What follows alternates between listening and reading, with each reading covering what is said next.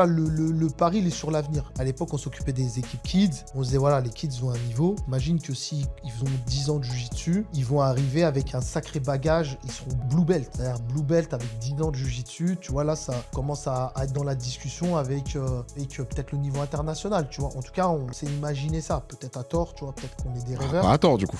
Non, moi, je vais pas te mentir.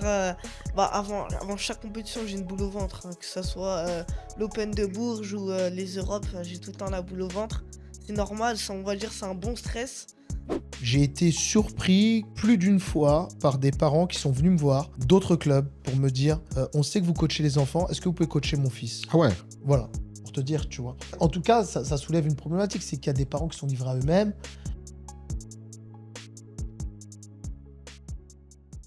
Hello guys, bienvenue sur On The Road Podcast. Moi-même Wilfried Sam pour vous servir. Mais avant de commencer, on souhaite vous remercier énormément de personnes. Déjà vous qui regardez les podcasts. Merci énormément pour les commentaires, pour les likes et pour la force. Ça nous aide énormément à avancer. On remercie l'école 2600 pour nous aider sur cette salle. Brieux, a.k.a. Berucci et Omniprod. On va commencer avec vous. Donc le premier, c'est sa maison. Il a l'habitude, il est avec moi. C'est mon gars d'habitude. Daoudi Ben Moussa. Comment tu vas mon boug? Impeccable. Ça va? Nickel. Merci encore pour Comme d'hab, l'invitation. en vrai, on est ensemble. Et aujourd'hui, on a un guest particulier. Hein, c'est une étoile montante du jiu-jitsu français. Akina França, c'est ça? Un truc dans le genre? Ok. J'ai nommé Isma Ben Moussa. Comment tu vas? Salut, ça va et toi? Ça va? Nickel? Ouais, ça Pépère? va. Ça fait plaisir de t'avoir. Merci. Ouais, Mais pas déjà, trop merci stressé? pour l'invitation, Ouais. c'est cool. Remercie ton père. Ok, aujourd'hui, on va parler de pas mal de choses, notamment de la vie d'un jeune athlète, la vie d'un professeur-prof, père, précisément. Mais avant de commencer, c'est la tradition. Même si je vous présente, j'aimerais que chacun d'entre vous vous présentez. On va commencer par le papa. Ouais. Qui es-tu? Que fais-tu? Qui je suis, Daoudi, professeur de jiu-jitsu brésilien. C'est pas c'est pas mon métier, Ouais. voilà, tu vois. C'est quoi ton métier? Là, je travaille dans l'aéronautique, tu vois. D'accord, Ingénieur ok. aéronautique. D'accord. Attends. Ouais, quand même. Faut bien payer les factures. Et Jiu-Jitsu, passion qui est devenue un peu plus qu'une passion, puisque ça occupe maintenant pas mal de mon temps libre. Il m'en reste plus beaucoup. Et je m'occupe du club United Jiu-Jitsu. Voilà, depuis 2018. Et puis ceinture noire sous Cicero Costa. D'accord. Excellent, excellent. Et toi-même, qui es-tu? Bonjour, moi je suis Ismaël Ben Moussa, je suis le fils de coach Daoudi à l'équipe United. Moi, ça fait 8-9 ans que je fais du jiu-jitsu brésilien, on T'as va quel dire. âge? Moi, j'ai 14 ans. Oh là là. J'ai baigné dedans. Et ouais, franchement, bah, je kiffe ce sport et ça m'a permis de développer plein de choses. Donc, je kiffe ce que je fais et voilà là où j'en suis actuellement. D'accord. Comment, toi, Daoudi, aujourd'hui, t'as découvert le jiu-jitsu brésilien? À quel âge Moi, j'ai et c'est venu découvert le comment? Jiu-Jitsu par les premiers UFC, tu sais. À l'époque, on regardait ça d'un œil un peu curieux. Directement dans les années 90 ou Non, bien un peu après? plus tard, je dirais dans les années plutôt 2000, hein, D'accord. de mémoire. Donc c'était déjà bien établi l'UFC. Ouais, l'UFC ouais. était déjà bien établi. Je me rappelle que les champions de l'époque, c'était Victor Belfort. Ok, oui. Ouais. C'était ces mecs-là. Et du coup, bah, Victor Belfort, c'était un combattant que j'aimais beaucoup et que je trouvais super agressif et tout. Et quand tu regardais un petit peu la fiche de présentation, tu voyais ceinture noire, jiu-jitsu brésilien. Qu'est-ce D'accord, que c'est que ce truc? Et puis là, j'entends qu'il y a un ami à moi pratique ce sport-là. Moi, à l'époque, je travaillais en tant que emploi saisonnier. Je travaillais dans une piscine. D'accord? Ouais, Rien à voir. ouais, truc qui n'a rien à voir, c'était un emploi saisonnier. Voilà, on s'occupait un peu de l'entretien de la piscine. Et du coup, il y avait un collègue qui habitait aussi mon quartier et tout, qui pratiquait ce sport-là. Donc, du coup, un peu pour découvrir l'activité, on chamaillait un peu, on luttait un peu. Puis voilà, il me faisait des trucs. D'ailleurs, je le salue, c'est Karim Amour, qui est coach chez Base 94 D'accord. actuellement. Ok, Voilà, bon, donc, salut Karim. voilà, salut Karim. Et du coup, voilà, il me montrait 2-3 trucs. Moi, j'étais super fasciné. Je dis, ah ouais, c'est pas mal et tout. Bon, je me faisais ratatiner, hein. Et, et du coup, bah, je sais pas, peut-être 1 an, 2 ans après, je vois une affiche dans la ville où j'habite. À l'époque, j'habitais Villeneuve-Saint-Georges. Et je vois une affiche club de jiu-jitsu brésilien et il y a l'adresse Villeneuve-Saint-Georges. Je dis, ah tiens, je vais essayer. Je vois un Brésilien sur l'affiche avec ceinture noire. Je savais C'était pas ce qui? que ça Tu te voulait dire. rappelles? Paulo Sergio. Ok, d'accord. Voilà, il était à Villeneuve-Saint-Georges. Et du coup, moi, je ne m'en rends pas compte. Hein, tu sais, je vois je sais plus, 6 Dan ou 5 Dan, j'en sais plus rien. Et du coup, moi, je tape à la porte du club et tout, j'essaye. Et puis, j'y suis toujours. D'accord, trop bien. Voilà. Et toi, je vais te poser la question, mais plus largement, qu'est-ce que ça fait de découvrir le jujitsu, on va dire, quasiment à l'âge de quoi 0, en fait, c'est ça, Ouais, au ouais, c'est final. ça. Tu vois, aujourd'hui, comment tu as découvert, toi, le jujitsu de manière consciente, on va dire, plutôt? Ok. Bah ouais, moi j'ai commencé dessus très tôt, donc je me rappelle pas trop Hmm. des premiers moments, on va dire, parce que j'ai vraiment baigné dedans. Mais sinon, ouais, je commençais à m'en rappeler quand j'avais, allez, entre 8 ans et 10 ans, je me rappelais vraiment Hmm. bien, parce que au début, on n'était pas trop sérieux. On faisait pas entraînement tous les jours comme on fait actuellement, et tout ça, c'était plutôt un club familial, entre guillemets. On faisait beaucoup de jeux, je sais pas si tu connais, Crocodile et Gazelle, Oh, je connais bien. des jeux de bérets et tout ça, donc Ouais, je franchement, l'ai fait moi aussi. au début, j'ai vraiment kiffé, c'était bien. D'accord, super. Et du coup, à quel moment ça passe d'une découverte à une passion? Toi, aujourd'hui, Daoudi, ok, tu as découvert le club de Paulo Sergio, mais Ouais, en tu fait, passes de l'autre côté. On va dire vraiment où t'es mordu, c'est le je truc que passe de l'autre tu... côté. Je pense que c'est lors de mon passage à la Team Shadow. Donc, du coup, je me suis entraîné là-bas. Et là-bas, voilà, on avait un groupe. On était à peu près tous ceinture violette. Je me rappelle, on avait un super groupe de violettes, bleus, compétiteurs. On se déplaçait, on allait aux Europes, on allait un C'était peu qui à la Team partout. Shadow? C'est C'était les frères les Tage. frères Tage, ouais. Ouais, les frères Ok, Tage. Mais c'était une équipe qui recevait énormément de monde. Donc, d'accord. il y avait quand même pas mal de passages. Il y avait Bilal de Diego, là, tu sais, Diego, ouais, qui est ouais, en Suisse, qui est en qu'on Suisse salue d'ailleurs. actuellement. Il Ouais. venait. Il y avait les frères Anabi, Issam, Baki. Ah ouais. Ouais, il y avait Hmm. vraiment pas mal de monde qui passait au club. Et surtout, il y avait aussi, vu que eux, ils s'étaient affiliés avec Cicero Costa, il y avait pas mal de Brésiliens qui étaient aussi de passage. Quand ils venaient D'accord. en Europe, ils venaient. Donc, vraiment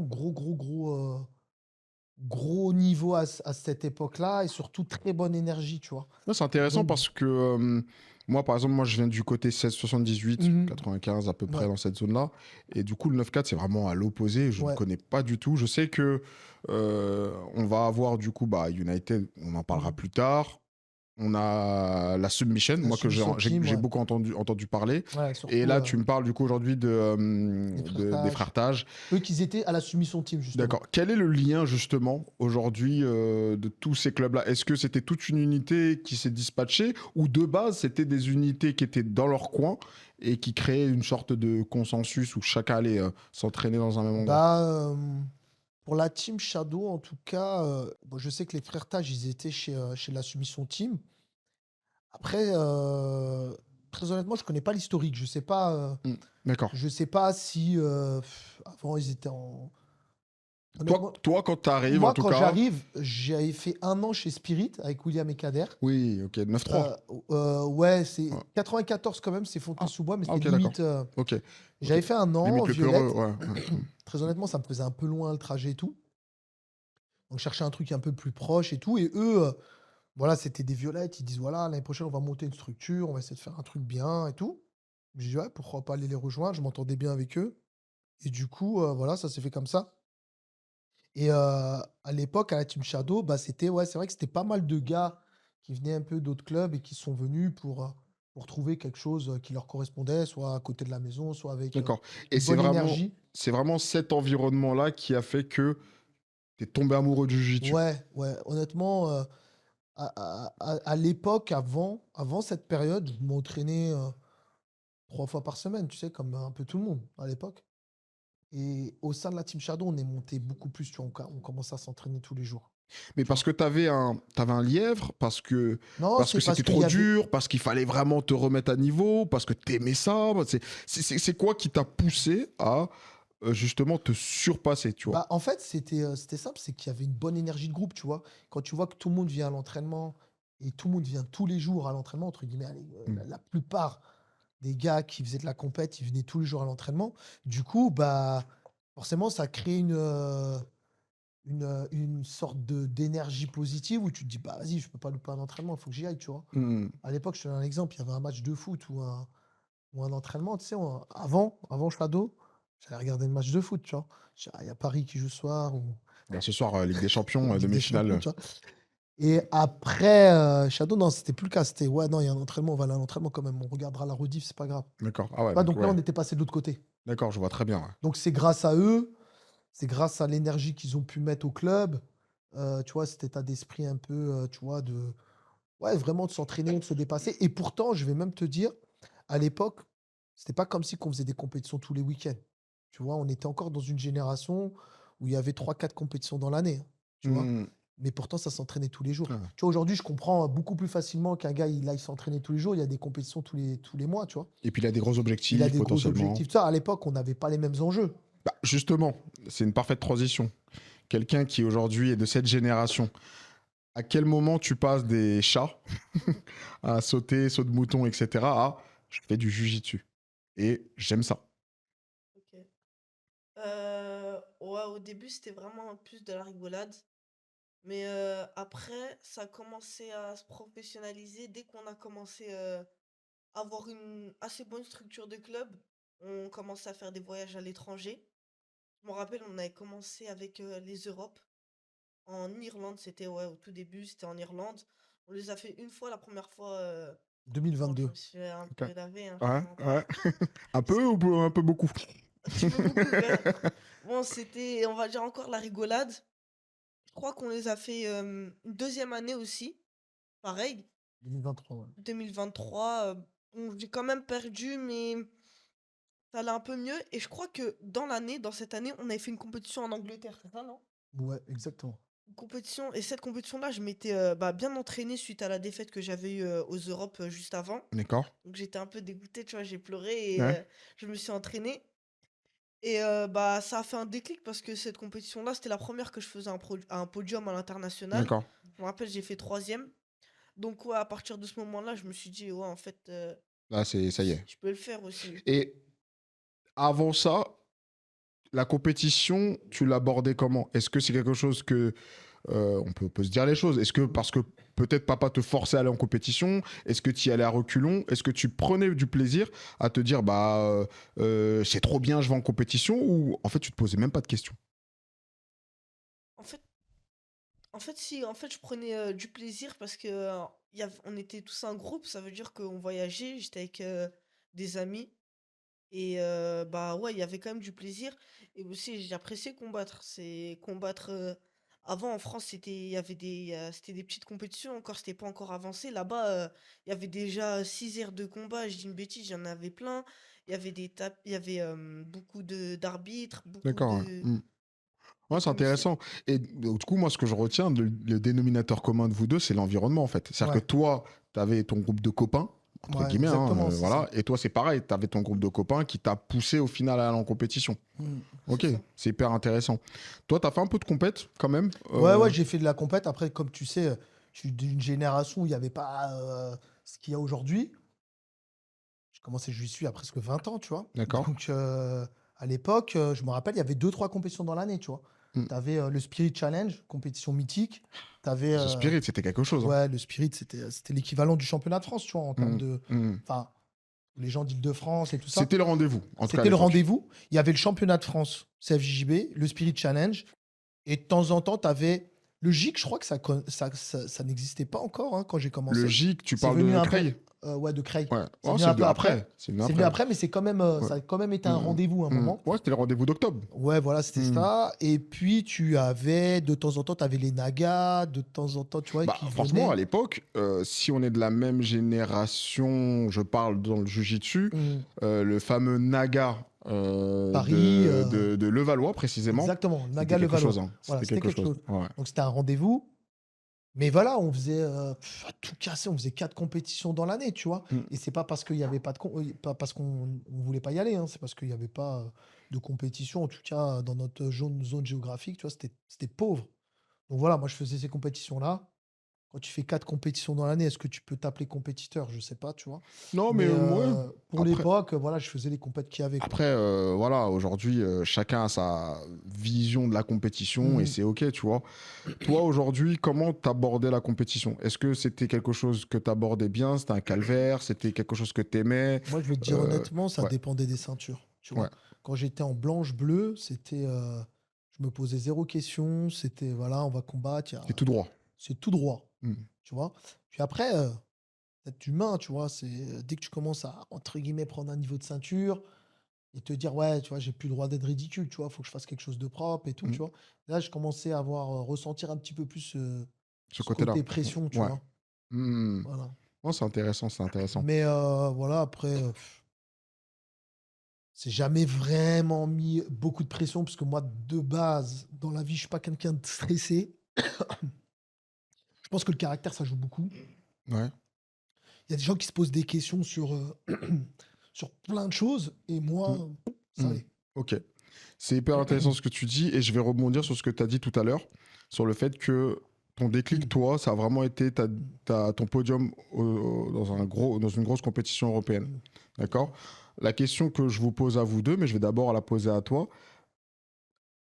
Comment ça se passe avec ton père pour lui dire, OK, papa, je veux devenir pro dans la pratique au moins?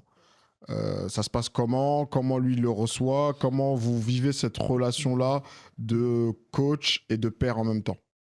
Enfin, d'enfant, en tout cas, voilà, t'as compris. Bah, en fait, on la ressent pas vraiment parce que ça se fait un peu naturellement.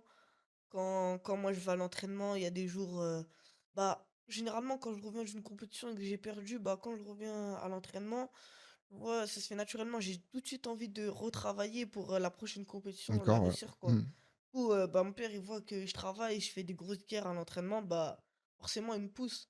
Quand on fait des exercices speed drill, je sais pas si tu connais, Hmm. on doit faire, Un Tu peu. en as. Non, non, mais non, très bien, continue, t'inquiète. faire des Ouais, gorilla pass et tout ça, ouais. bah, forcément, il me Hmm. pousse. Je Hmm. dois essayer de dépasser les limites et ouais, voilà, c'est Ah, ça. c'est bien. Toi, aujourd'hui, Daoudi, comment tu gères ce rôle de père et de coach en même temps, c'est-à-dire cette gestion, et après on va revenir justement sur l'école, mais cette gestion de l'école, Mhm. la compétition, le lien entre pairs, potentiellement, il y a des moments, il peut... Ouais, t'as ouais. envie de le déchirer, quoi, faut dire, tu Ouais. vois, mais en même temps, faut rester coach. Enfin, comment tu Écoute, gères tout ça? j'apprends à le gérer chaque jour. En fait, Ouais, il j'ai n'y a pas pas le de secret. manuel, j'ai Ouais, pas le manuel du parfait coach et du parfait papa, tu ouais. vois. Et je pense que c'est une tâche qui est super compliquée, tu vois, réellement. Pour lui et pour moi, parce que, tu vois, quand tu es père et que tu accompagnes ton enfant au sport, tu es là, tu l'accompagnes au sport, tu essaies de l'encourager. Tu vois, on peut parler d'une période qu'il a eue où il a voulu arrêter le jujitsu, tu vois. Ah, c'est intéressant, on va en parler, ouais. Ouais. Il a voulu arrêter le jujitsu pour faire du foot. D'accord? D'accord? Il a fait 2 ans de foot. Moi, quand il me donne la nouvelle, ouais, voilà, j'ai envie de faire du foot. Tu vois, là, j'ai la double casquette, coach de jujitsu et papa. Ouais, Tu sais. et du coup, tu gères Donc le comment là, par coach de exemple? jujitsu lui dit non et le papa lui dit on va réfléchir. Tu comprends ce que je veux Hmm, dire? d'accord. Donc c'est-à-dire j'ai pas de réponse truc. Puis je vois qu'au bout d'un certain temps, il revient, tu vois? Il me dit: «Ouais, j'ai vraiment envie de faire du foot et tout. J'ai mes copains qui en font et cetera et cetera». Du coup, je lui dis: «OK, vas-y, y a pas de souci, tu vois? On va faire du foot, je te ramène et tout». Et j'étais, je crois, autant présent, il pourra le dire, tu vois? Autant présent au foot que j'aurais pu l'être au jiu-jitsu, tu vois? Ça veut dire que déjà, même en tant que papa, tu vois, le sport pour moi, c'est quelque chose d'important. Parce que, pour plein de choses, tu vois, je trouve que c'est un outil d'éducation qui est formidable. Et du coup, c'est-à-dire qu'en déjà même en tant que père, je suis investi, tu vois? C'est-à-dire que là, on Hmm, a sorti le jiu-jitsu du cadre, on était dans le football. Bah, même dans le football, j'allais le voir à tous les matchs, je l'accompagnais aux d'accord, entraînements, c'est très bien. je lui donnais aussi des conseils: «Ouais, tu devrais jouer comme ça, comme ça, comme ça», tu vois? Peut-être à tort, hein. Hmm, Je suis pas un spécialiste du foot, mais en tout cas, voilà, j'essaie d'accompagner au mieux, tu vois? D'encourager et cetera. Après, pour en parler, tu vois? Mais, du coup, ce que je veux te dire, c'est que, en fait, voilà, moi, je suis comme ça, tu vois? Et après, en tant que coach de jiu-jitsu avec un fils qui fait du jiu-jitsu, Franchement, c'est pas évident parce que je vais te dire la vérité, soit des fois tu es trop dur, soit tu l'es pas assez. Justement, c'est ce que j'allais dire. À quel moment tu te dis, bon, là, j'ai pas trop envie que ce soit considéré comme du favoritisme. Là, je suis peut-être un En peu tout cas, trop il y a une chose dur. qui est sûre, c'est qu'il est pas favorisé. Quand tu le ressens comment, toi? Tu te sens favorisé? Non, pas du tout. Il peut pas dire oui. Non, il est pas Ouais, favorisé, tu vois? ok. On va dire que les exigences, elles sont plus hautes pour lui parce que je lui répète souvent que à travers lui, et je pense qu'il en a conscience, tu vois? À travers lui, les gens, ils regardent le père, tu vois? Ils regardent Mm. le coach, ils regardent le club, ils regardent, tu vois? En fait, il a une pression un peu sur les épaules, tu vois? Moi, je le Mm. reconnais, tu vois? Après, cette pression, elle peut être bonne, tu vois? S'il apprend à vivre avec, elle peut être super bonne, super enrichissante parce que plus tôt, tu arrives, à gérer ce type de pression, plus tôt tu deviens adulte. Mm. Et du coup, c'est pas mettre un poids qu'il n'arrive pas à supporter, tu vois? Voilà, la pression, elle est là, c'est naturel. Il est dans une équipe, heu, qui est, chez les enfants, performante. Donc On va y revenir aussi, ça, c'est très si intéressant. lui, il est Mm. pas performant, je sais pas si tu vois un peu Mm.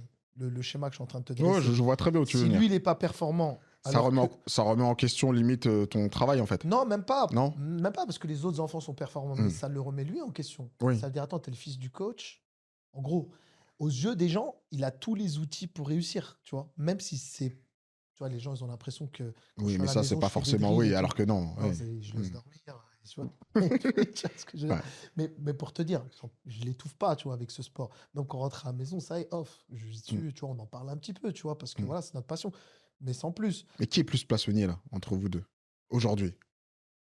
Qui est plus mordu aujourd'hui de dire: «Oh là là, franchement, t'as vu là les Brasileiros?» Par exemple, on est en Non, pleine période de c'est moi, Brasileiros. c'est moi, C'est toi? c'est Ouais, moi. ouais. Ouais, c'est Tu moi. encore le. C'est moi, c'est moi. Il te rend ouf sur ça? Un peu, ouais, pas Écoute, moi, je peux franchement, te pas dire, tout. même moi, il me rend ouf. Mais je te le dis. Non, Heu, mais intéressant. Et est-ce que tu peux revenir sur cette période-là où tu as décidé de faire du foot? Voilà. Est-ce que déjà le jiu-jitsu, c'était déjà important à ce moment-là ou non? C'était juste, voilà. Comme euh, je t'ai dit, c'était la période des Europes. Les tout premiers Europes qu'on a fait, bah, j'étais pas vraiment sérieux. Donc, des fois, je pouvais rater le JB pour aller au foot, sachant que je faisais pas beaucoup d'entraînement par semaine du JB. Donc, ouais, j'ai fait le foot. Et le déclic, c'est qu'en plus, l'entraîneur au foot, il m'aimait pas. C'est-à-dire, D'accord. c'est pas parce que j'étais mauvais, hein, mais il me Hmm. laissait pas jouer la vérité. Et du coup, bah, ça m'a un peu frustré. Et par la suite, directement, j'ai perdu aux Europes, les deuxièmes Europes qu'on a fait. Et là, ça a été le coup fatal. Ouais. Et j'ai un peu pleuré, j'étais mal. Et je me suis remis au Ah, JJB. donc là, tu as fait le choix, vas-y, ok, Ouais, je vas-y, vais c'est dans le bon, je me remets JJB au à fond. JJB. Et à ce moment-là, quand tu te remets dans le JB, c'est vraiment, je me mets dans le JB à 100%. C'est vraiment Ouais, à non, fond, j'étais je à fais que ça. 100%. J'ai que D'accord, ça. ok. tu Toi, fait quand. de la lutte un peu à côté. T'as fait de la lutte un peu, ok. Ouais, Ouais. Ok. c'était lutte plus jiu-jitsu. Ok. J'aimerais qu'on revienne sur un truc qui est hyper intéressant que tu as dit tout à l'heure sur la structure de jeunes. C'est quelque chose qui est, faut dire la vérité, en France peu commun. Mmh. D'accord. Des clubs vraiment portés sur les jeunes, j'en compte 10. Il y Ouais. a des clubs avec des jeunes, attention, Ouais, c'est pas ce que je suis en ouais, train de dire, ouais, mais ouais. vraiment portés sur la performance de jeunes, j'en vois pas beaucoup. À quel moment tu passes de Daoudi le pratiquant à Daoudi le coach et le coach des enfants? Parce que je pense, tu vas nous expliquer un peu ton parcours, Mmh. t'as Mmh. peut-être pas commencé tout de suite avec les enfants. Non, non, pas du tout. Donc Je comment. commençais avec les adultes, Ouais. de manière classique. On avait quelques enfants au club, c'était une fois par semaine. Il en faisait partie de ce groupe-là, un rescapé de ce groupe-là. Un entraînement, 2 entraînements par semaine, sans plus, c'était de l'amusement. Excuse-moi de te couper, juste avant, à quel moment tu décides d'ouvrir un truc? Parce que de ce que je comprends, t'étais voilà, t'étais chez les frères Tage. Ouais, j'étais chez les frères Tage, on avait, on avait eu un contact sur la ville de Limay-Brévannes pour, bénéficier de créneaux supplémentaires. Je crois qu'à l'époque, avec la team Shadow, il nous manquait, 1 ou 2 jours, tu vois? J'ai dit: «Ouais, vas-y, pourquoi pas aller là-bas et tout, au moins, voilà, ceux qui peuvent venir, on commence à s'entraîner ensemble». Donc c'était toujours sous team Shadow. Puis après, les choses, elles font que, bah, on est devenu un peu indépendant. On a commencé à avoir un peu plus de créneaux, 2-3 par semaine, tu vois? Comme tous les clubs qui démarrent. À ce moment-là, on entraînait essentiellement les adultes, voilà. Et puis, on a commencé à ouvrir des sections enfants. Dans les sections enfants, ça a tout de suite bien marché, tu vois? Tout de suite, Voilà, on a eu, allez, première année, 20, 30 enfants, tu vois, dès la première année qu'on a ouvert. Heu, Ensuite, ils ont commencé à vouloir faire de la compétition, on a commencé à les ramener, donc toutes les compétitions, CFJJB à l'époque, c'était les coupes de zone qui existaient, tout ça. Il y avait les Spirit Kids, tu vois, ce genre de choses, on y allait et tout. On faisait des résultats corrects, puis après ça commençait à monter. Je me rappelle, on avait fait Mode Challenge là, d'ailleurs on salue Philo, Chez Philo. ouais voilà, Philo, te salue, mon frérot, hein. ouais. Mode Challenge, voilà, donc toutes les petites compétitions, du coin, on commençait à les faire, prendre goût à la compétition et surtout on a eu, la chance d'avoir une génération avec des parents qui étaient super investis et qui voulaient, justement, pousser leurs enfants en compétition et qui ont suivi un petit peu le projet sportif. Puis de 2 créneaux, on est passé à 3. Puis après, on a commencé à faire nos premiers Europes. Donc c'était en D'accord. 2022. Donc là, tu te dis, bon, on va essayer de tenter, on va dire. Ouais, on avait entendu parler, voilà, il y a des championnats Europe pour les kids. On avait déjà fait les championnats de France, à cette époque-là, en 2022, vers ces débuts. Nous, je crois qu'on a commencé en 2020-2021, tu vois, avec les kids. Du coup, 2022, on avait déjà fait les championnats de France et certains, ils avaient gagné, tu vois. Quelques élèves avaient gagné. Donc on s'est dit, ouais, pourquoi pas si on a des champions de À France. ce moment-là, quand tu arrives au championnat de France, c'est qui les meilleurs en France chez les C'est kids? Moka Team et NSM Team. D'accord. Voilà. Ok. De loin. Hmm. Tu vois, de loin, sans discussion avec les autres équipes, moi je les regardais, je dis, ouais, franchement, ces équipes-là sont en avance, tu vois, par rapport à ce que les clubs proposaient chez les kids, tu vois. Donc largement en avance. Beaucoup de compétiteurs, tu vois, déjà. Ils avaient déjà peut-être 20, 30 compétiteurs, je me rappelle plus, hein. Mais voilà, Structurellement, ils étaient établis. ouais, ils étaient établis. Tu sentais que voilà, il y avait déjà peut-être, j'imagine, des classes de niveau ou des classes d'âge avec plusieurs sections. Je pense qu'ils étaient déjà en place, tu vois. Et c'était les deux équipes de mémoire les plus performantes, tu vois. J'ai pas le nom d'autres, mais c'est les deux qui me viennent à l'esprit. Toi, les France, tu les avais fait à ce moment-là? Championnat de France? Ouais, je Ouais. crois que t'avais fait, ouais. Il avait fait. Non, c'était pas encore à cette époque-là. Hmm. Il avait fait les championnats de France. Ses premiers championnats de France, c'était en 2016. Ah ouais, t'es un Ça ancien, toi. date, hein, Ah ouais. tu vois. Il a... Ouais, tu savais qu'elle Il s'en rappelle même plus. Ouais, il se rappelle plus. Euh, Ouais, ses premiers championnats de France, c'était en 2016, tu vois. Ouais, À l'époque, on était encore dans le 1 à 2 fois par semaine, hein, tu vois. d'accord. Il les avait fait, on avait ramené 3, 4 élèves et tout pour tester. Il avait fait les championnats de France, il avait gagné, ouais. Il avait gagné. Ceinture blanche. À l'époque, ils acceptaient encore les ceintures blanches en compétition. Et c'est à ce moment-là que, comme donc tu me disais, il y a cet engouement, les parents suivent, Ouais, les parents et tu te suivent. dis, ok, 360 degrés, je vais chez les enfants. Ou Ouais, c'est après? ouais, très honnêtement, je vais être super honnête. Quand tu as un fils dans l'aventure, tu vois, qui a envie de faire du jiu-jitsu, ça te pousse à l'accompagner un peu plus, tu vois. Donc, Il a été ta locomotive, en fait. ouais, il a été le pourquoi. D'accord, Après, le truc, c'est que quand il a arrêté, j'avais un deuxième pourquoi. C'est que j'avais d'autres enfants qui étaient investis, tu comprends? je C'est-à-dire que comprends. lui, il a arrêté, il avait plus envie de faire de jiu-jitsu, ou en tout cas en faire moins, parce qu'il n'a pas complètement arrêté. Je crois qu'il maintenait 1 fois par semaine. Ce qu'il disait, qu'il faisait du foot, et puis il avait fait quand même les Europes, qu'il Voilà, il a perd. quand même fait les Europes malgré tout, alors qu'il s'entraînait pas Hmm. vraiment. Mais voilà, il y avait un deuxième pourquoi, comme je t'ai dit, c'est qu'il y avait un groupe qui commençait à se construire et que je voyais qu'il y avait quand même un super potentiel, tu vois. Donc je me disais, ouais, bon, franchement, ce groupe-là, tu vois, il mérite que je lui donne du temps, tu vois. Donc le 360, il s'est fait là. Déjà, quand j'ai commencé à sentir qu'il y avait un groupe qui était demandeur de quelque chose et que j'allais plus lui apporter que peut-être à un autre public, tu vois. Ok. C'est quoi le secret de United aujourd'hui? Comment on passe de 2022, c'est la NSM, c'est la Moka Team, à, parce qu'il faut le dire, hein, sur ces dernières années, vous avez fait quoi? 3, 4 fois champion de France? 3 fois, trois Trois fois. fois champion de Ouais. France Kids? C'est quand même, ça montre quand même une certaine constance dans le niveau. Mhm. C'est quoi le secret? Je pense le cadre qu'on a mis à l'équipe, le sérieux et l'engagement des personnes qui s'occupent des projets sportifs, tu vois. Ça veut dire que aujourd'hui, c'est établi chez nous, en tout cas, qu'on mise sur les jeunes. Le but, c'est pas de miser sur les jeunes que pour miser sur les jeunes, je vais être honnête avec toi, c'est de viser une équipe adulte performante. D'accord. Et pour viser une équipe adulte performante, je me rappelle qu'on était avec mon binôme James Fago, que je salue. À l'époque, on s'occupait des équipes kids. On se disait, voilà, les kids ont un niveau. T'imagines que si ils ont 10 ans de jiu-jitsu, ils vont arriver avec un sacré bagage. Ils seront blue belt.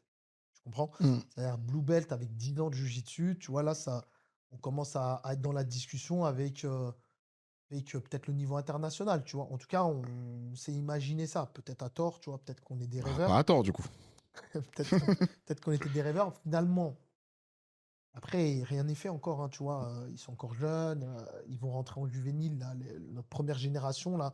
On a déjà des premiers juvéniles qui ont commencé à rentrer dans ces catégories-là depuis l'année dernière, du groupe Kids qu'on a formé au départ. Et voilà, qui sont performants, qui gagnent les championnats de France, etc.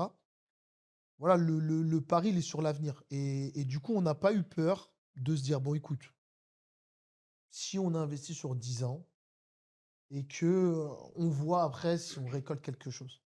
Et après, récolter quelque chose, pour nous, c'est pas de devenir la meilleure équipe ou quoi que ce soit, hein. Nous, récolter quelque chose, c'est de faire d'au moins un enfant, quelqu'un qui va pouvoir être dans la discussion avec les meilleurs au niveau adulte, tu vois. D'accord. Donc ça, pour nous, ça serait une réussite, Ok. tu vois. Toi, aujourd'hui, est-ce que tu as senti une réelle différence entre le moment où tu en fais un peu, que tu fais du foot, que tu reviens, que tu décides que c'est sérieux, à aujourd'hui, dans même la qualité de l'enseignement? Est-ce que tu as l'impression que maintenant c'est devenu beaucoup plus exigeant, beaucoup plus dur, beaucoup plus intense, ou toi tu vois pas la différence? C'est complètement pareil. Si, bah non, bien sûr que non, Ouais. c'est pas pareil. Les exigences, elles ont augmenté.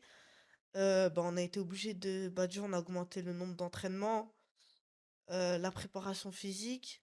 T'en faisais avant? Euh, non. À quel moment t'en fais là récemment ou... Je dirais un an et demi. Ouais. Ouais, mais après, D'accord. je suis pas trop sérieux, hein, je vais pas vous Hein? mentir. Ok, au moins il est honnête. Donc, ouais, on a mis de la préparation physique et à l'entraînement, c'était vraiment. Aussi, on faisait beaucoup de physique en début d'entraînement avec plein de speed drill. On a même racheté du poula-poula et beaucoup Ça, de je sais pas ce que technique. c'est. C'est quoi le poula poula? Non, c'est un exercice un peu cardio que D'accord, d'ailleurs je salue mon prof Paulo Sergio d'accord, qui nous a un peu montré cet exercice de d'accord, torture. Tu vois, c'est un truc où tu fais un sorte de saut de mouton en d'accord, répétition, tu as un peu de temps de récup et tu dois repartir, tu vois. d'accord. Donc Saut de moto, tu rentres entre les deux ouais, jambes? voilà, entre Ah, les ok. deux jambes. Ah, ça s'appelait poula poula? Ok. Il appelle ça comme ça, lui, tu vois. Ok, Donc moi, j'ai d'accord. gardé ce nom-là. Ok, d'accord. Ah, bah, je connais Après, du on coup. va appeler ça saut de mouton en France, Ok, généralement. Et du coup, ouais, voilà, ok, on l'a un petit peu amélioré, entre guillemets, pour d'accord. C'est le le poula rendre poula. exigeant. Ouais, voilà, le poula poula. Et donc, ok, d'accord. Donc, vous faites, c'est plus exigeant, les débuts de compétition, enfin, d'entraînement. Euh, les cours, est-ce qu'ils sont différents ou c'est exactement pareil? Ou non, vous bossez plus de spécifiques, par exemple? Ouais, Vous ouais. étudiez vos adversaires ou pas du tout? Enfin, ça se passe comment? En fait, on n'étudie pas trop nos adversaires. À part, personnellement, il y a des gens que je connais, ils étudient leurs adversaires avant de les combattre. Mais nous, pas trop, on fait pas ça avec le club. Euh, Sinon, ouais, les entraînements, bah, ils ont vraiment été améliorés. On faisait beaucoup de combats à thème. Beaucoup de combats à thème, beaucoup de spécifiques. Et bah, en fait, ça peut paraître bizarre, mais pas trop de combats. Vous avez pas D'accord. trop de combats libres, on va dire. Ouais, c'est vraiment, il y a un but précis à ton entraînement. Quand tu viens à Ouais, cet voilà, entraînement, c'est exactement. pour faire ça. Cet entraînement, tu viens pour faire ça. C'est Mm. pas, tu viens et c'est sparring, c'est du dix Ouais, dix j'ai par exemple. Exactement. supprimé le. D'accord. Entre guillemets, supprimé, c'est pas vrai. J'ai réduit Pourquoi? l'entraînement libre, enfin le combat libre. C'est intéressant. Pourquoi? Pourquoi? Parce que de mon expérience avec le temps, lorsque je mettais les enfants, alors les adultes c'est pareil finalement, hein, mais les enfants c'est encore plus marquant. Quand tu mets les enfants en combat libre, alors que toi tu as montré un exercice dans la journée et que tu leur dis, écoutez les gars, on est en combat libre, mais j'aimerais bien que on essaye d'appliquer. Ils n'appliquent pas. Hmm. L'enfant veut gagner. L'enfant est un ultra compétiteur, tu vois. Et ça veut dire que lorsque il sait que s'il retourne dans ses classiques, il aura l'avantage sur toi, Il va il pas va se mettre. retourner dans ses classiques. Tu D'accord. comprends? Donc du coup, c'est bien. Il va avoir une technique super efficace. Et lorsque, en compétition, bah, tu le sors de ce cadre-là, Il est perdu. il est perdu. Je comprends. D'accord. D'accord? Donc, du coup, le spécifique, là, il nous a permis de faire des combattants plus complets. En tout cas, chez les enfants. Après, chez les adultes aussi, on le fait. Après, bon, nous, les adultes, ils aiment bien un peu de libre, un peu cool, tu vois. Chez les enfants, on est un peu plus exigeant. Du coup, le spécifique, il a une grosse part chez nous. Est-ce que tu penses que c'est une des clés de la réussite? Ouais, complètement. Ok. Complètement. Pourquoi? Parce que, quand je parle de spécifique, il y a aussi, tu peux faire du spécifique technique. Tu vas choisir une technique, tu vas dire, je veux rentrer en X-guard et renverser. D'accord? Mais il y a aussi du spécifique sur des thèmes que nous, on a rajouté un petit peu. Bon, j'ai pas de secret, hein, j'ai rien inventé, mais on fait beaucoup de spécifiques sur des scénarios de match. D'accord. Tu vois, par exemple, je me relève avec une jambe, il faut pas que je perde ce contrôle-là, il faut que ça aille au sol, En fait, il faut que je stabilise ma position. Du coup, là, on parle plus de technique, on parle d'attitude.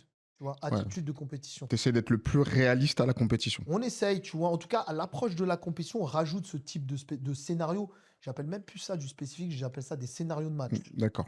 Scénario de match, j'ai mis un crochet dans le dos, ça va rouler, on va proche de la bordure. Laisse pas ton adversaire sortir. Ressente-le. Je sais pas, sois malin, quoi, tu C'est vois. intéressant. Toi, aujourd'hui, qui fais de la compétition, ce genre de scénario de match, est-ce que tu t'es déjà dit, je sais pas, en compétition, ah, je suis content de l'avoir vécu, ce truc-là, parce que tu arrives en compétition et c'est exactement ce scénario que tu as vu. C'était déjà arrivé? Ça m'est déjà arrivé d'avoir vécu le même scénario, mais quand en combat, enfin en tout cas moi je pense pas à tout ça, tu vois, il y a tellement d'adrénaline, le coach qui te crie, t'essayes d'entendre. Déjà ça c'est un problème, je comprends pas, j'arrive jamais à entendre le coach quand il me parle en Ouais. compétition. C'est un message qu'il vient de te dire. T'entends pas. Ça dépend, ça dépend. Enfin, il me fait un petit signe, il me dit, ouais, Ouais, mais franchement, après le combat, je me suis dit, ah ouais, heureusement qu'on avait travaillé ça, parce que surtout je trouve quelque chose qui est très important en compétition, c'est la bordure. Ouais, La bordure, bah, y a beaucoup de gens, ils sont piégés dessus. Et c'est un gros sujet, ouais, la ouais, bordure. faut faire très attention. C'est pour ça qu'on le travaille beaucoup à l'entraînement. D'accord. Est-ce que il y a aussi de la préparation mentale aussi en plus? Parce que tout à l'heure, t'as parlé de préparation physique, entraînement, ou non, pas du tout. Non, pas du Le tout. mental, c'est le daron qui te met la pression, C'est quoi. ça. C'est ça? Ok. préparation mentale, c'est un sujet, tu vois. Mm. Moi, je trouve qu'on devrait avoir ce côté-là. Après, forcément, ça demande. Tu voudrais l'inclure, toi? En tout cas, pour J'aimerais les bien prochains? Ouais. l'inclure. En tout cas, il y a deux choses que j'aimerais bien inclure à mon club. C'est la préparation mentale donc de l'enfant compétiteur. Comment il doit aborder ses premières compétitions, ses compétitions à enjeu, son après-défaite, son après-victoire, etc. Et j'ai aussi un sujet qui, je pense, tous les clubs vont avoir, c'est la relation parent, coach, élève. Tu vois? Ok. C'est-à-dire le rôle du père et le rôle du coach vis-à-vis de la famille. Tu Tu vois? parles vraiment là de Pas le rôle du père ou de la mère. moi, je suis le parent, je t'amène mon enfant. Quelle est ma place? Quelle est ta place? D'accord. Quelles doivent être tes attentes envers moi, tes droits, tes devoirs, et vice-versa, tu vois? Euh, aujourd'hui, aujourd'hui, il y a un phénomène chez les parents qu'on n'avait pas avant. Oh, je vois où tu m'amènes. Ouais, je t'emmène sur ce sujet, on en parle. Il y avait un phénomène chez les parents Ouais. qu'on n'avait pas avant. Et je le comprends parce que j'ai été un peu piqué par ce truc-là, moi. Tu vois aussi. Ouais, il faut que mon fils il soit fort, il faut que mon fils il Le soit le projet. meilleur. J'ai des projets envers mon enfant, je veux ci, je veux ça. Et avoir toujours l'impression d'être en retard. Tu vois, d'avoir loupé un wagon parce que tu vois des pépites sur Flow Grappling faire des trucs de dingue à 12 ans. Et toi, tu te dis, je suis en retard. Mais en vérité, tu ne l'es pas. Tant que ton enfant, il a commencé à faire du jiu-jitsu et qu'il ne s'arrête pas d'en faire, tu es en avance. Et tu vois, c'est bon de l'inclure ça dans son esprit. Et il y a beaucoup de parents qui ne l'entendent pas parce que ce qu'ils veulent, c'est gagner vite, parce qu'ils ont l'impression qu'en gagnant vite, ils vont gagner plus tard. Hmm. Sauf que c'est faux. Il y a les stats, il y a plein d'études qui montrent que c'est pas une fin en soi et que les champions d'hier ne seront pas forcément les champions de demain. Il y a quelques pourcentages, il y en a quelques-uns, on les connaît, Mika, etc. Mais regarde, il est où Mika aujourd'hui? Il a 23 ans, il est essoré. Il n'a plus envie de faire de compète, il a eu un enfant, il a pris un beat comme ça. Non, mais tu Et vois ce puis que je il est veux dans dire? d'autres sauces aussi. Et puis voilà, on en Hmm. parlera. Mais tu comprends ce que je veux Hmm. dire? Hmm. Donc, relativisons, tu vois. Et aujourd'hui, tu vas avoir des parents qui vont, parce qu'ils ont l'impression d'être en retard, parce qu'ils ont l'impression de louper le wagon et parce qu'ils veulent bien faire pour leur enfant. Et aujourd'hui, il y a des exigences et des attentes envers le jiu-jitsu qu'il n'y avait pas il y a quelques années. Je C'est-à-dire, vois. il y a quelques années, c'était un sport loisir. Aujourd'hui, c'est un peu plus qu'un sport loisir pour les parents. Ils le voient un peu comme le foot, comme le basket, etc. Ils ont envie que leur enfant performe. Ils ont envie que leur enfant gagne des C'est compétitions. intéressant ce que tu dis et on va rebondir un peu sur les championnats de France que tu as fait aussi également. Et c'est une question que je vais te poser à toi, mais aussi à toi également, peut-être de ton prisme de combattant enfant voyant les parents, parce que tu as aussi sûrement tes copains qui font du jiu-jitsu. Ouais. Vous avez sûrement dû voir justement ce phénomène qu'on en parle au championnat de France CFJB Ouais, Kids, ouais. où apparemment il y aurait eu plein de parents qui seraient trop investis, qui manqueraient de respect, qui diraient Mhm. tout et n'importe quoi. Moi j'ai vu sur les réseaux, j'étais venu, mais j'étais pas venu pour le championnat de France Nogi, enfin pour le championnat de France Kids, j'étais venu pour le Pour Nogi. le Nogi, ouais. Et j'ai vu Momorino, qu'on salue d'ailleurs, qui en parle justement sur les réseaux sociaux Ouais, en je crois disant, qu'il fait ses premières expériences de coach avec les kids. voilà. Je le salue.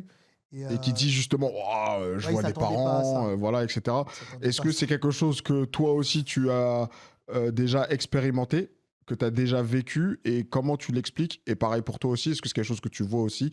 On va laisser d'abord la parole à ton fils, Ouais, et après j'aimerais bien avoir ton avis. les parents dans le jiu-jitsu. Est-ce que vous en parlez, vous, déjà entre potos? En Ah, fait, ton père il abuse, ta mère elle abuse, des non, trucs comme non, ça, ou non. non? Je dis pas trop ça parce que généralement, les parents des enfants, enfin, moi, les gens que je connais, ils sont un peu stressés. D'accord? Les parents, ils ont la boule au ventre pour leurs enfants. Après, je sais que des fois, bah, même moi, je suis surpris. Des fois, je sors d'un combat et j'entends des parents à côté, derrière les barrières, avec leur téléphone, ils crient comme ça, ils essaient de s'avancer. Je dis, oh, je mets où le coach là? Il est pas en train Mm. de coacher l'élève. Ouais, bon. Ça te procure quoi, toi? Enfin, est-ce que tu trouves ça pas correct? Pff, tu t'en En fiches? vrai, ouais, moi, je m'en fiche, hein. Ouais, ok, ouais. Ouais. Après, je sais que si on le fait, bah, moi, je préfère entendre juste le coach et que le coach D'accord. quand ils Le fait viennent qu'on dire. crie ton nom, par exemple, c'est pas forcément quelque chose qui va t'aider, toi, dans la performance ou qui va te booster. Non, tu préfères Non. plutôt entendre ton coach et c'est tout. Non, pas trop. Je préfère entendre des mots-clés parce que des fois, quand on crie, bah forcément, j'entends pas le coach. Donc, D'accord. Ouais, toi, t'es dans Ouais, ouais. Voilà, tu veux les infos, toi. Ok. c'est ça. Et toi, Daoudi? Par rapport aux parents et leur comportement, bah écoute, tu sais, c'est un peu particulier, tu vois. Je vais pas avoir un avis négatif, mais je peux pas avoir un avis positif non plus. Euh, les parents, ils sont investis parce que forcément, ils ont un parti pris avec leurs enfants. C'est un environnement stressant.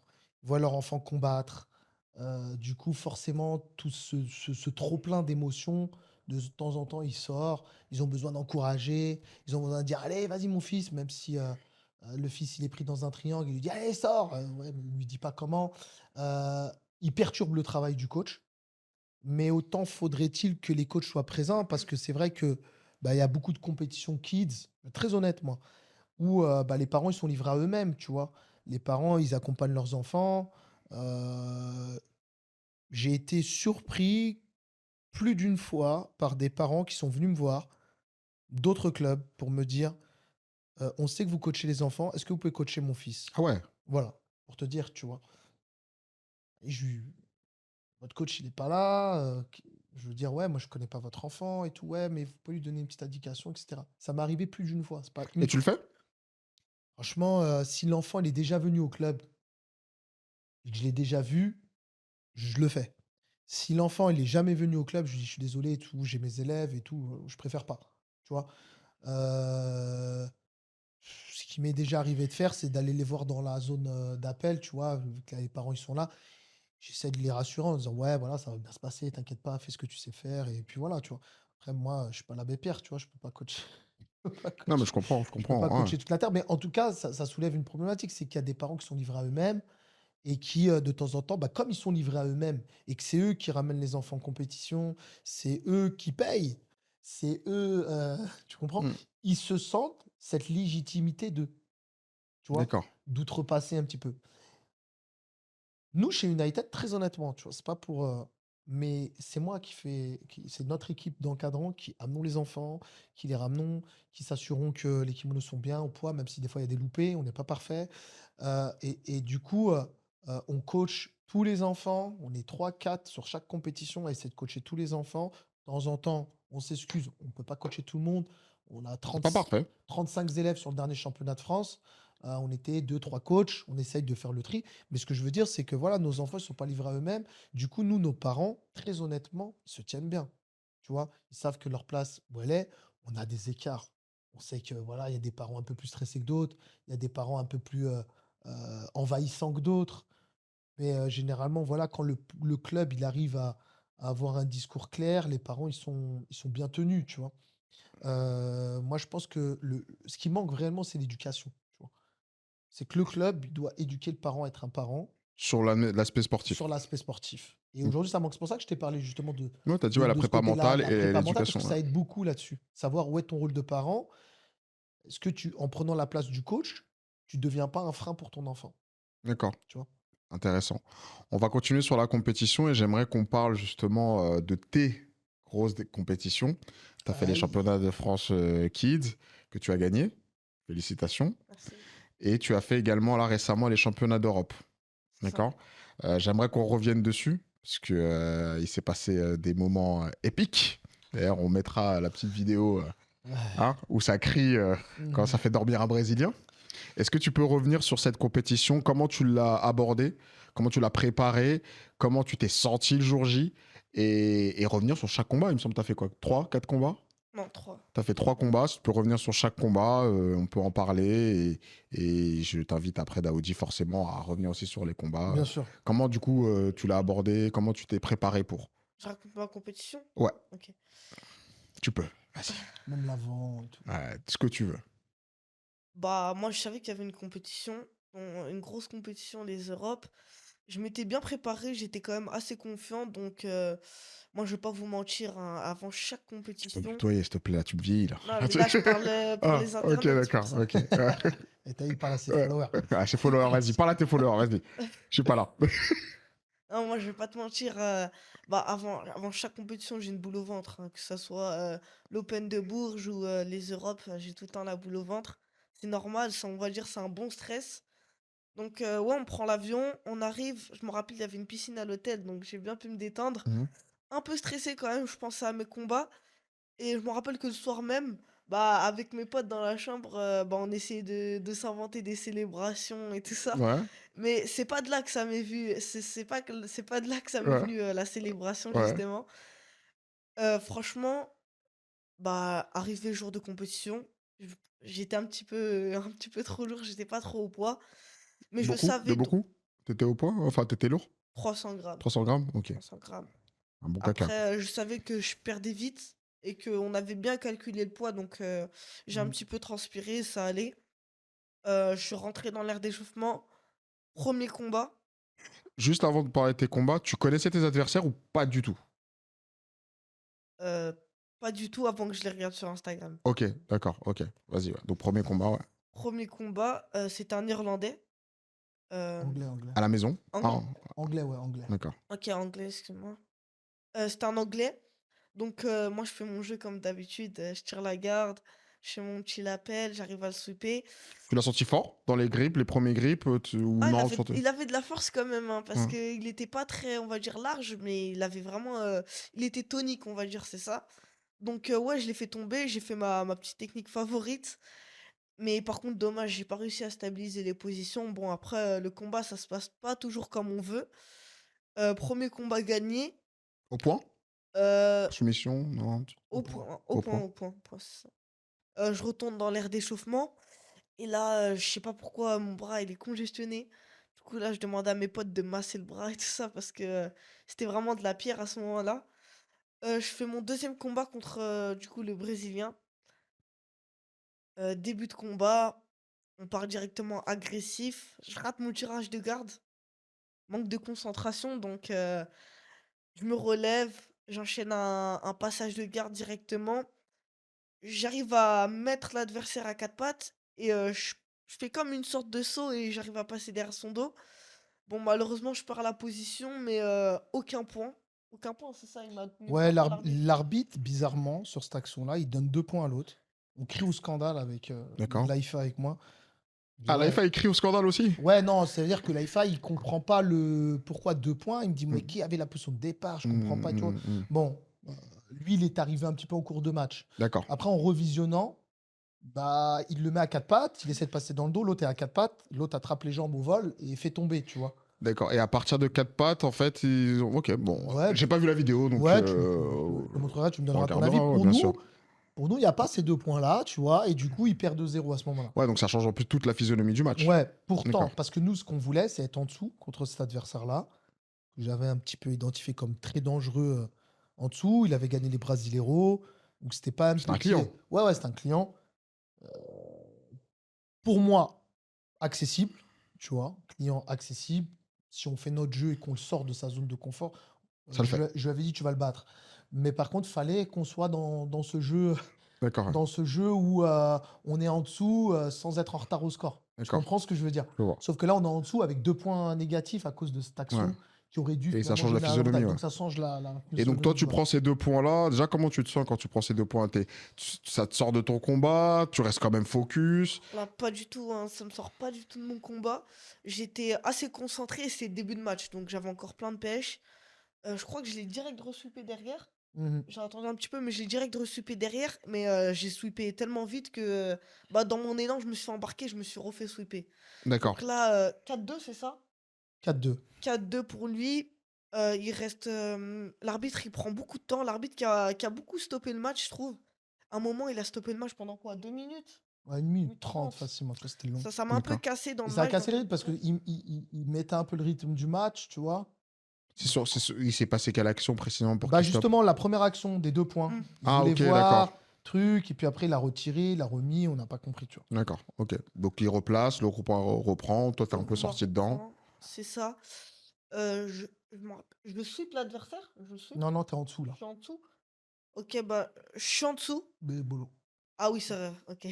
Ouais, Je en suis... fait, c'est toi, tu t'en rappelles, en fait. Lui, il Ouais. s'en rappelle plus. Lui, Ouais, c'est la tu vois? manette. Mais c'est pas plus mal, tu vois? Euh, Ça veut euh, dire qu'il il vit l'instant présent. ouais, il vit l'instant présent et puis voilà, il reste pas, tu vois, il reste pas à se dire: «Ouais, voilà, super, j'ai fait ci, Mmh, j'ai fait ça». mmh, Non, voilà, tu vois? Ça veut dire mmh. il a fait son boulot et puis, il passe au Ouais, suivant, tu vois? Je me rappelle, il tente une action, il essaye de venir m'attraper la tête pour partir en long step. J'arrive à le pousser et je repars en berimbolo. J'arrive à mettre le twister, ceinture de sécurité, mais malheureusement, je me suis trop précipité. Donc je me lève un petit peu et je perds la position, je retombe par terre. À ce moment-là, il y a 4-4, c'est ça? Non, non, 4-2 toujours pour lui. 4-2, il y a un avantage pour moi, Ouais, et c'est voilà. ça? lui, comparé à ton premier combat, est-ce que tu as senti dans les grips, dans les déplacements, que c'était un peu plus fort, moins fort, ou Enfin, c'était pareil? j'aurais dit à peu près la même force que le premier combat, mais plus de technique et il lâche pas aussi, il lâchait pas. D'accord, ouais, donc il y avait vraiment de l'intensité tout le long du combat. Exactement, c'est ça. D'accord. Donc je perds un petit peu la position et bah, heureusement que, bah, quand j'étais dans le dos, j'avais déjà commencé à préparer mon étranglement, j'avais la main au col et quand je me fais embarquer, je garde la main au col, j'arrive à me rasseoir et là, je tape, comme une sorte de loop shock, je viens pousser sa tête contre mon bras et j'ai le col. Donc au début, il a essayé de me stacker, donc je pense, bah, son cerveau, il a fait dodo, hein. Mmh. Donc Il a dormi, quoi. il a dormi en plus. Il a dormi Je veux dire, longtemps. après, moi, je l'ai enlevé et faire Aki à France, ça. J'étais trop T'as content. dit quoi? T'as dit quoi? J'ai pas bien entendu, j'ai pas bien entendu. Aki à France, ça. Ah ouais, ok, d'accord. Ouais, ok. Mais ça vient d'où? Pourquoi tu dis ça à ce moment-là? Voilà. Tout le monde me demande ça, Ouais. mais en fait, je Mais sais pas. c'est le moment, vas-y, écoute.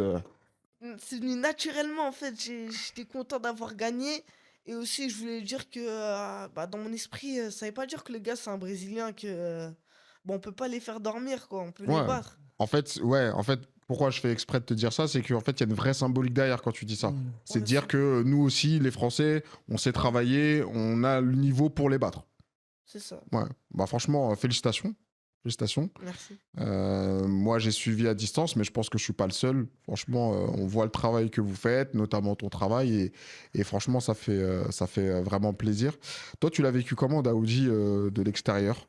De l'extérieur, tu vois, je savais que sur le papier, c'était la compétition la plus difficile qu'il allait faire, tu vois? D'accord. Parce que, on a parlé de la demi-finale, mais on n'a pas parlé de la finale. Finale, Ah oui, c'est c'est vrai, parce que en fait, dans ma tête, c'était la finale. Mais ouais, du coup, Ouais, oui. ouais, ouais, mais c'était déjà un gros match. Oui. Et en finale, il prend, un petit qui s'appelle Robert, Dayoun Kim, Un Américain, c'est ça? un Américain qui est connu chez les enfants, qui a fait un super fight il y a pas longtemps avec Hikaru. Tu vois Hikaru, le petit, Oh, oui, bien sûr, donc Aoji. déjà, il a perdu contre Hikaru, mais bon, s'il a invité un super fight contre Hikaru, c'est que tu vois un peu le pedigree C'est un du petit gamin. sérieux, quoi. C'est un petit sérieux qui peut faire match avec Hikaru. Du coup, champion des PAN plusieurs fois, champion, d'Europe plusieurs fois. Palmarès plus grand que celui d'Isma, tu vois? Et du coup, pour la petite histoire, euh, il y a 2 mois, on était juste au poids, très juste. Et on se pose la question, on se dit, ouais, dans quel caté on va? Et pour nous, c'était aller en moins de 60 parce qu'on était trop juste au poids et que voilà, il est en pleine croissance, il a Ouais, besoin de manger. Sachant que voilà, on était sorti d'une période de ramadan. Donc il a fait le ramadan, il a jeûné, il s'est entraîné pendant ce mois-ci. Donc c'était éprouvant. Et en sortant de ce mois-là, il était pile au poids de la catégorie actuelle, 56,5. Mais après ramadan, après avoir perdu 2-3 kilos. mm. Donc là, je me dis, écoute, peut-être qu'on va aller en 60. Qu'est-ce que t'en penses? Il me dit, ouais, non, 60 et tout, parce que là, j'ai besoin de manger et tout, etc. Ok, super. Et je vois ce nom s'inscrire en 56. Tu vas pas en 60. Tu te rappelles? Là, je lui dis, écoute, t'as une bonne KT en 56, Tu tu vas vois. pas en 60. C'est le moment de montrer que on est dans la discussion, tu vois. Et je voulais pas aussi qu'il arrive en 60, mais très honnêtement, pas, pas au top, tu vois. C'est-à-dire qu'un 60 un peu pâteau parce que tu as mangé, tu Mm. vois, t'es pas dans ton vrai poids de C'est forme, pas tu une vois. grosse préparation pour arriver en 60, quoi. Ouais, voilà, tu comprends ce que je veux dire? Donc, je dis, écoute, on va faire 60. Après, lui, il a commencé à réfléchir, tu vois. Ah ouais, mais bon, j'aime bien les tacos, tu vois. Donc, Les tacos mexicains ou les tacos de Lyon? ouais, tacos d'ici, tu vois. Et du coup, non, forcément, ça a été une discussion, on a fait le choix, mais comme à chaque fois, il me fait confiance, tu vois. Je lui dis, écoute, moi, je te vois bien dans cette KT, je pense que tu vas performer dans cette KT.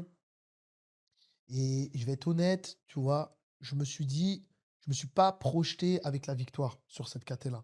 Je me suis projeté avec lui en faisant des beaux matchs. Je me suis dit, voilà, il va avoir de l'adversité, il va faire des beaux matchs. Indépendamment du résultat, je voulais qu'il ait des beaux matchs. Mais j'adore ta philosophie parce que, en fait, ta gestion de carrière, elle est vraiment portée, enfin, de moi, de ce que je comprends, portée sur le long terme.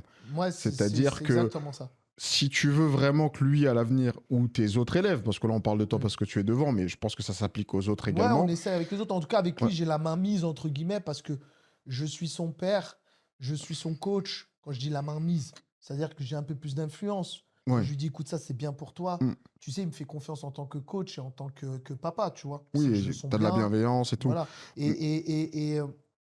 Ce que tu dis, il est très juste, c'est que, encore une fois, tu vois, depuis quelques années, je suis sorti un petit peu du clivage de je veux que mon fils y gagne. Je suis passé par cette période-là, où je voulais que mon fils y gagne, je voulais que mon fils, soit le meilleur entre guillemets. Ça, c'est le côté parent qui parlait plus que le côté coach. J'ai un petit peu balayé ce côté papa pour laisser la place au coach, tu vois? Et quand je parle de jiu-jitsu avec lui, bah, c'est peut-être un peu dommage pour lui, mais je suis que coach. J'essaye d'être père aussi de temps en temps, mais ce qui va prévaloir, c'est le côté coach. Et le côté coach, il s'en fout que tu gagnes demain ou quoi que ce Dans soit. tous les cas, je suis là. Ouais, dans tous les cas, je vais être ton coach. Par contre, ce qui m'importe, c'est que toi, tu vas arriver en ceinture bleue, ça va commencer à être sérieux. Combien de gros matchs t'auras fait?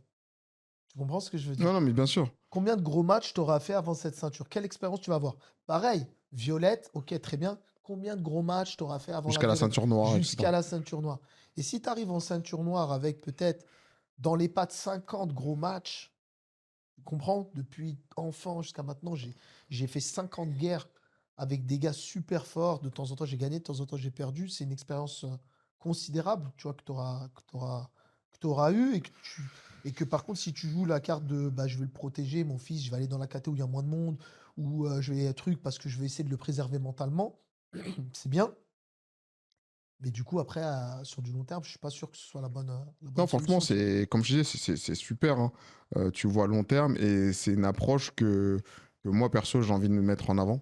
Ouais, Bravo, tu vois, franchement, merci. Bah de se écoute. dire pour tes élèves, aujourd'hui, ce que je veux, c'est le meilleur et le meilleur, c'est d'aller chercher les meilleurs. Parce que c'est Ouais. ça, en fait. Tu vas Ouais, chercher les meilleurs. clairement, là, l'Américain, Robert Downey Kim, c'était ce qui se faisait de mieux dans les KT accessibles pour lui dans son poids. J'avais regardé la KT moins de 60 quand même, par curiosité. La finale des pannes en 60 kilos, c'était un petit qui s'appelle Cowboy Roy Gonzalez de chez Pablo Silva, qui est une équipe spécialisée kids. Il avait fait la finale justement contre Robert, qui est resté en 56. Et Robert avait gagné. Donc je me suis dit, Robert est meilleur que Roy. On va aller se battre contre Robert. Tu D'accord. vois. En gros, Quel c'était ça. calcul est simple. Voilà. Le calcul, il était simple. C'est pas forcément une vérité. Tu sais, c'est un match, ça joue. Mais voilà. Du coup, final. Toi, aujourd'hui, Isma, comment tu le prends quand ton père te dit, voilà, aujourd'hui, moi, je suis ton coach sur le Jiu-Jitsu, d'accord, et je veux vraiment que tu ailles titiller les meilleurs. Est-ce que des fois, bah, clairement, disons-le, ça te dérange, ça te fait chier, ou vraiment, tu es en parfaite symbiose avec ton père sur ça, et tu es aligné avec ses idées, et du coup, c'est ça qui fait que ça fonctionne?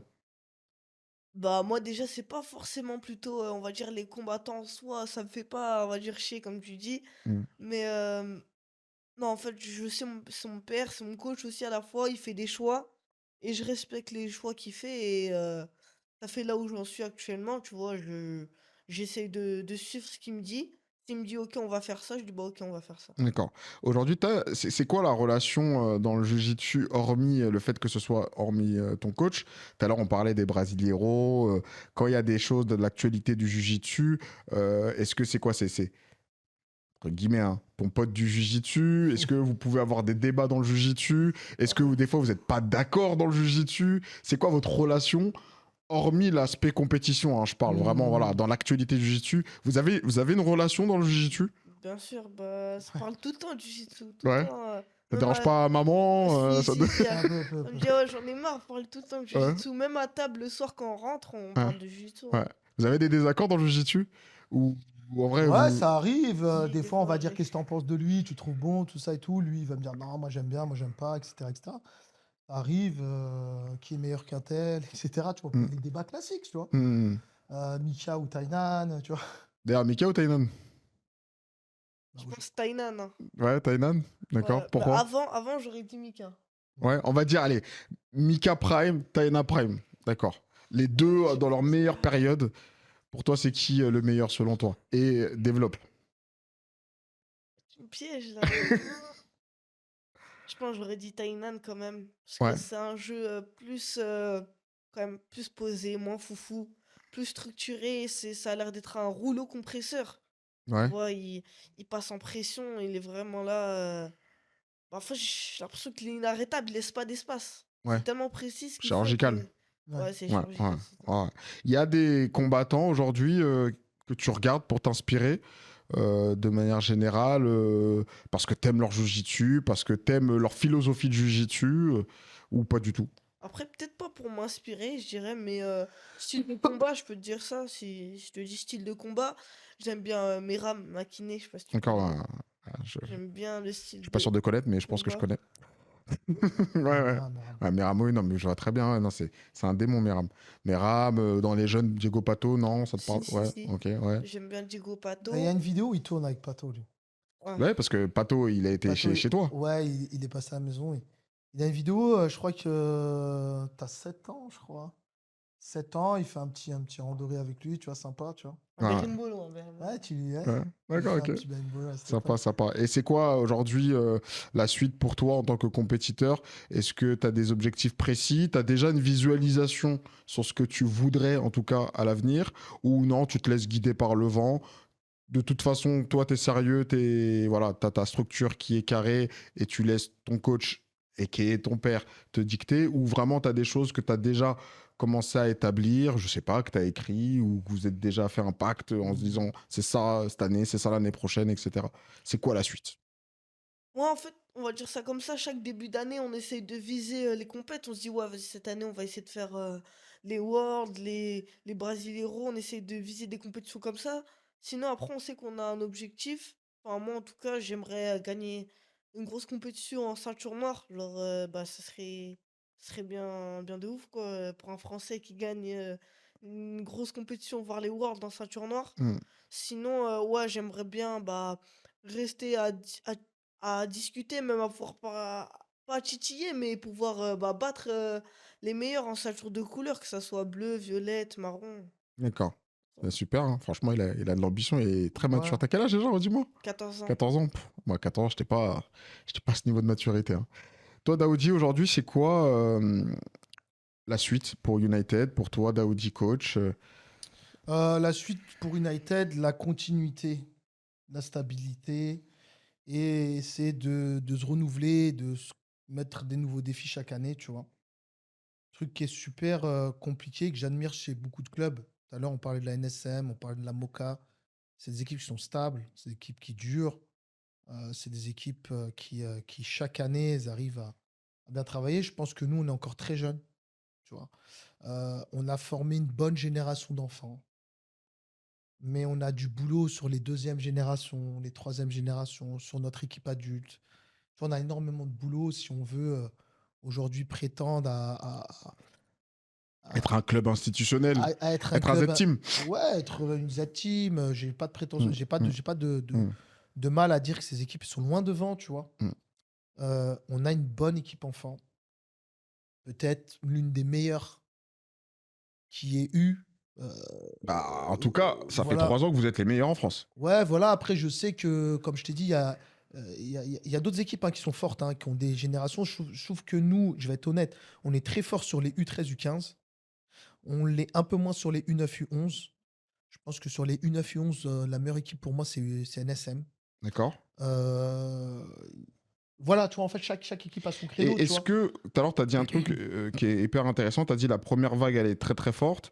La deuxième vague et tout et tout. Est-ce que quand tu commences avec un premier groupe, les autres qui arrivent derrière, ils sont un petit peu délaissés ou pas du tout? Enfin, comment tu gères toute cette fournée? C'est très compliqué pour aujourd'hui des enfants, même très bons qui viennent d'autres clubs, de venir chez United et d'arriver en patron. Tu Ouais.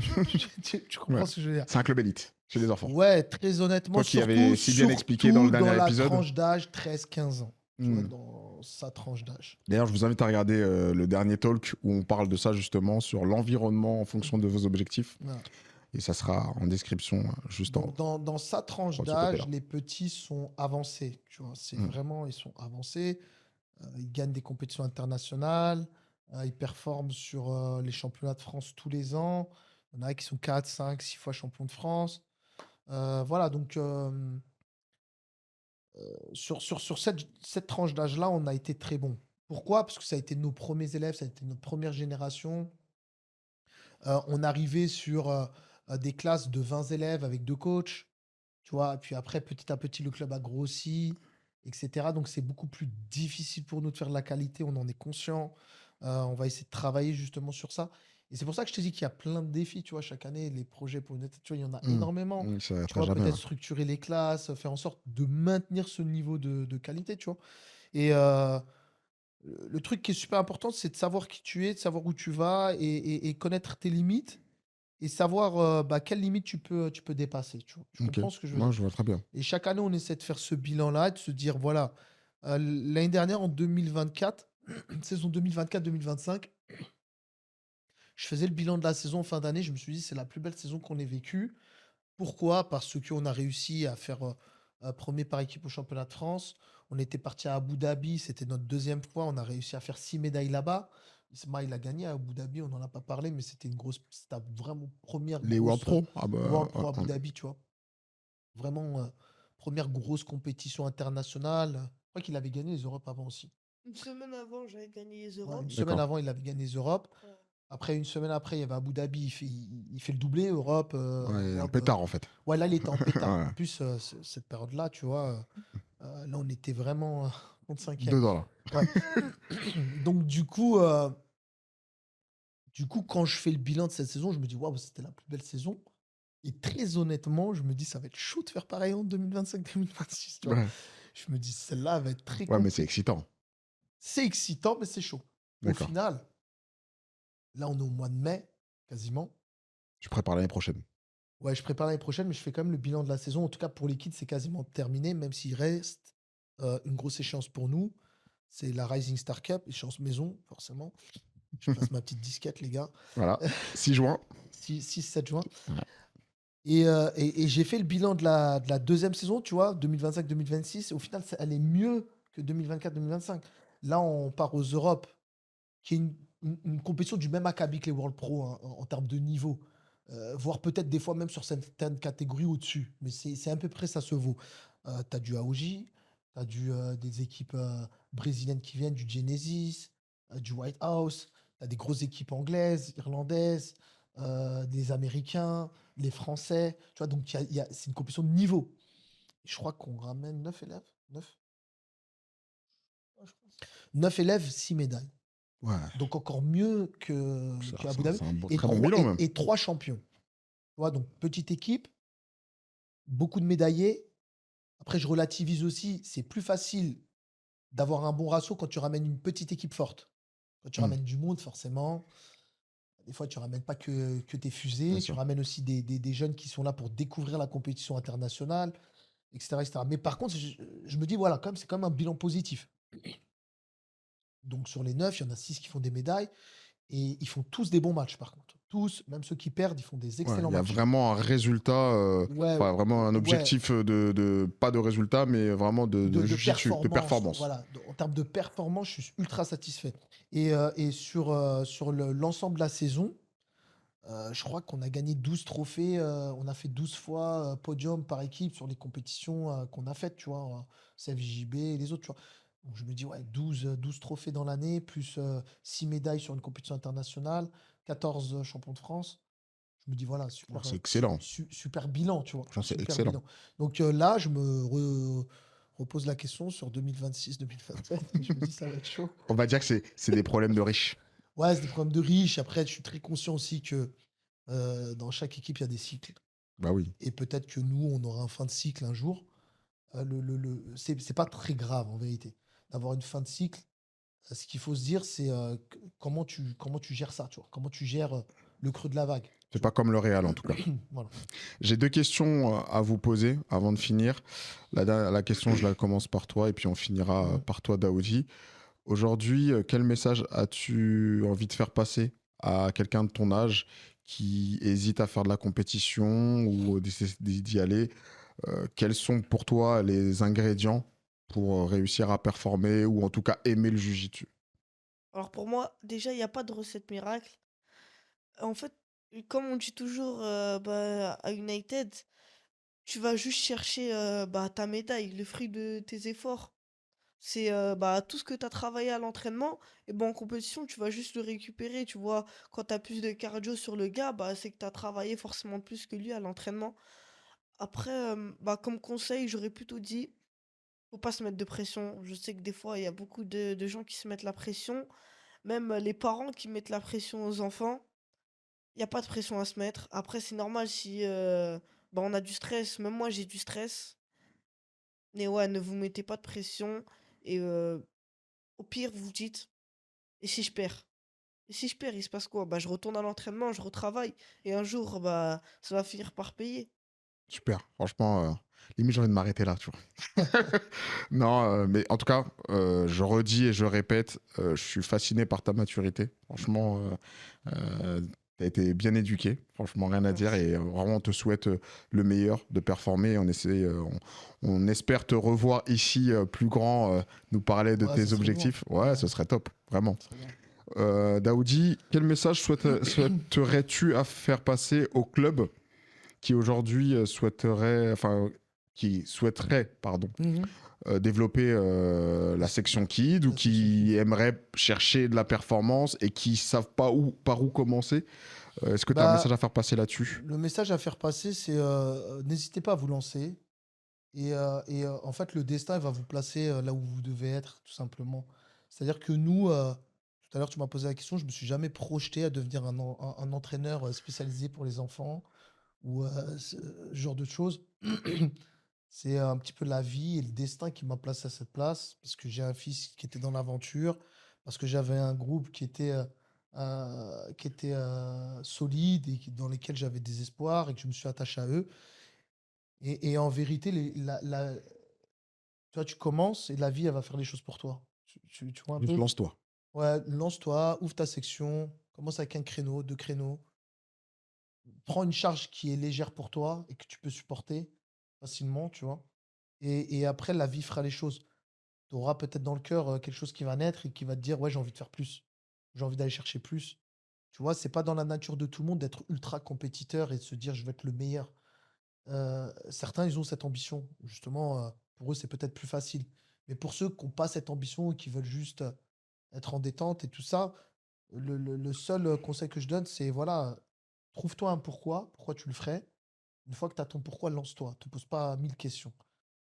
Et tu verras que la vie, elle fera les choses pour toi. Si tu dois être à cette place, tu verras que les étoiles elles vont s'aligner. Si tu dois pas être à cette place, tu vas le sentir. Il va se passer quelque chose qui fera que ça marchera pas. Et finalement, tu n'auras rien perdu. Ok. Merci beaucoup, Daoudi. Merci beaucoup, Isma. Merci. Super Voilà. épisode. Top.